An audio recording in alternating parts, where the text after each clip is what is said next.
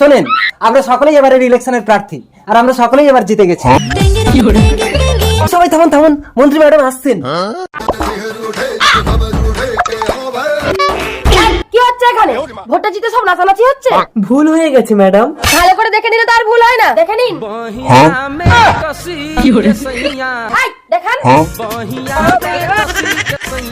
Madam, আমি সবাইকে পাকা বাড়ি বানিয়ে দেওয়ার প্রতিশ্রুতি দিয়ে ভোটে জিতেছি। তো এই নিন, সবাইকে গিয়ে পাকা বাড়ি বানিয়ে দিন। আমি রাজমিস্ত্রি হয়ে পাকা বাড়ি বানিয়ে দেওয়ার কথা বলিনি। আরে মশাই, রাজনীতি মানে জনগণের সঙ্গে ভাওতাবাজি, যত সব ভুয়ো প্রতিশ্রুতি। আরে আমিও তো সবাইকে পাকা বাড়ি করে দেওয়ার প্রতিশ্রুতি দিয়ে ভোটে জিতেছি, তাই বলে কি নিজের বাড়ি ঘর পাকা না করে আগে ওই মুচিপাড়ার রাস্তা পাকা করতে যাব?